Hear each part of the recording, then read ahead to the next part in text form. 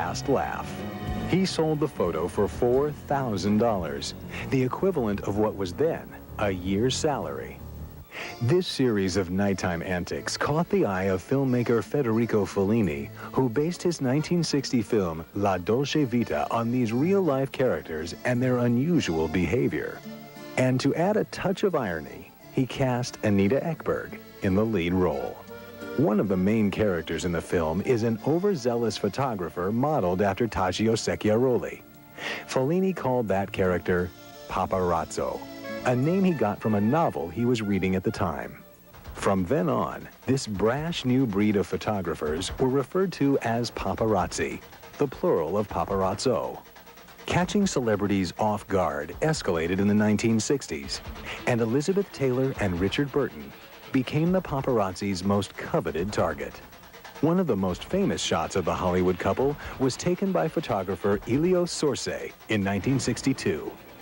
While driving home one night, Burton and Taylor were chased through the winding streets of Rome by flash-popping, scooter-riding photographers. Burton lost control of the vehicle and drove into a ditch. Although no one was harmed, this incident foreshadowed a fatal car crash that would occur 35 years later, a tragedy that would dramatically change the meaning of the word paparazzi forever. Coming up, would the real paparazzi please stand up?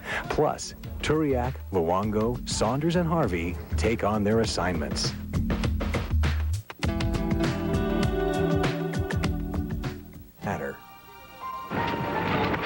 But even today, photographers remain divided over what the word paparazzi means. Paparazzi, they're more stakeout photographers. I mean, they're the ones that kind of hide behind the garbage cans, you know, and hide in the trees and fly over helicopters. If there's more than two of you there, it becomes a news picture. But if you're just alone doing a picture in the same situation, it becomes a paparazzi picture. To me, it has no connotation at all. It's... you know, it means what people, what the intent is. Like to say, oh, you paparazzi. It's a lot different than, oh, you're a paparazzi? I can't see the difference between paparazzi and press photographer because paparazzi is a word that we don't use. There are those who do see a difference, including David Hume Kennerly, a Pulitzer Prize-winning photojournalist. I've always envisioned the term paparazzi meaning like Jack-in-the-Box, you know, something that pops out. In this case, it's got a camera, and you want to swat it with a fly swatter. Kennerly has seen many wars in his time as a news photographer, but today he faces a battle that many photojournalists wage daily, the struggle to defend his profession. To me, it's a very uncomplimentary term, and I hate seeing it applied to the majority of photographers in the business. Friends of mine who were just working regular stories out on the street were being harassed by people saying, oh, there's a paparazzi. Kennerly acknowledges that there is a fine line that can be drawn between the paparazzi and photojournalists like himself. You could make a claim that photographers like myself who cover wars, they take pictures of dead and dying people, are crossing the line too. I mean, it is a matter of taste. To me, those are the important things that happen in the world. Madonna walking down the street with her baby is not something I really care about. The death of Princess Diana may have cast a dark shadow over the paparazzi, but the photographers are still there, and they still have their jobs to do. Russell Turiak, Glenn Harvey, Mark Saunders, and Laura Luongo have been called on assignment. Russell Turiak is on the trail of a breaking presidential scandal. How do you spell Lewinsky? I feel like a fireman. I want coffee. Flygate, Zippergate. Some kind of gate. My mindset is that when I get there, it's going to be happening as I pull up. So just in case that's what's happening, I'm ready for it. In London, Mark Saunders gets a call from a major publisher in the U.S. They want him and partner Glenn Harvey near the grounds of Windsor Castle immediately. The stakes are high. They must move quickly. Britain's top paparazzi have a chance to get the very first shot of Queen Elizabeth since Princess Diana died. Queen has been photographed riding for about 4 months, apparently, so I was told last night by some American magazine that wants some pictures. Hi, it's Laura. In Los Angeles, Laura Luongo is on her way to a celebrity-packed Hollywood event. I just need to know the time and the location and what I should bring. Laura's been tipped off that some major stars will be there, and she's after an exclusive shot for a major magazine.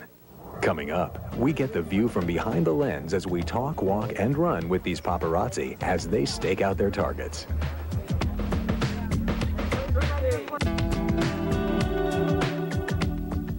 I had some bone surgery done last week. I really don't. You want to see it? No, I don't. You weren't back for the list. You missed your waiting line. I'm going to get my stuff. Move down. She just said move down. What do you want me to do? I'm not shooting behind a pole. I'm not either. Just get on the other side of the pole. Move down a bit. I need you guys all to move down a little. I can't move down unless they move down. The key to your pictures actually is it's not so much your talent, it's your position. Listen! You can move over that way. I will bring people down over here and move that golf cart. There's nothing I can do. It started raining. I'm trying to help you.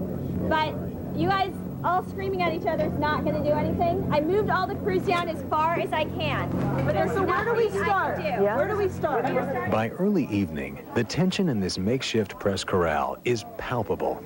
The photographers are under immense pressure to deliver the goods to their photo editors. But there is no guarantee the stars they want will arrive through their front entrance as planned. Rosie can go in through a back way. Rosie could decide that she doesn't want to come out here and pose and not pose. She could really easily do that. In 1996, Laura scored big after the Golden Globe Awards. This People magazine cover was a major windfall for Luongo. I went to a party that he was at, and when he came in with his wife, and it was almost like God had walked in the room. I mean, it was a hush. I mean, everyone was just, and he was mobbed. And I'm thinking, great, I've got to tell an editor, I could not do this because I just couldn't do it. So I kind of hung around and just kind of said, okay. And then finally when he was leaving, I just said, hey, Tom, can I have one more good one? And he gave me this $1 million smile, $1 million smile. And I said, there's my cover. Not every night is so successful. I have an assignment, otherwise I wouldn't be here. I put myself through this crap. Yeah, get out of here, you small-headed. You too can do this for X amount of dollars a night. It's a real good job. Glenn Harvey is already on location at Windsor Castle when partner Mark Saunders arrives. By the time you turned up, I've been here 3 hours. Traffic's a bitch. Well, you can do 3 hours later then, right? Yeah. Where's the tea then? Got any tea? No tea? I forgot the tea. Turn up late, bring no tea. This is the first time Mark and Glenn have been hired to photograph the royal family since Princess Diana died. I was surprised they rang. Yeah. It's not like them to ring. No? No. But it's a lot different in America. I went to, I was in the Virgin Islands when Clinton was there. And they're just not like us. You know, they do it all differently. They don't do this. If this was the White House, they wouldn't be here like this now. So, it's just a wait. Waiting could mean an exclusive photo of the Queen. Exclusive pictures sell for a lot of money. You can make an enormous amount of money from an exclusive picture of anyone, simply by virtue of the fact it's exclusive, so you can really name your own price. That's what happened when Mark captured this shot of Princess Diana with her alleged lover, Oliver Hoare. Princess Diana was with, I think you'd say her boyfriend at the time, Oliver Hoare.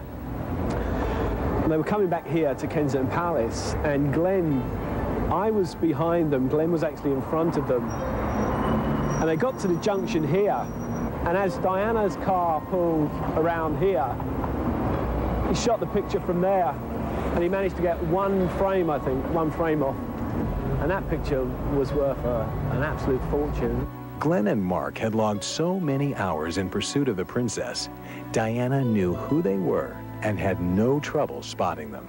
Well, one time she bumped, I was just going home actually, and she come along behind me in her car, and she bumped my bumper at the traffic lights, you know, just pushing my car along forward. And there she was laughing away in her car behind me.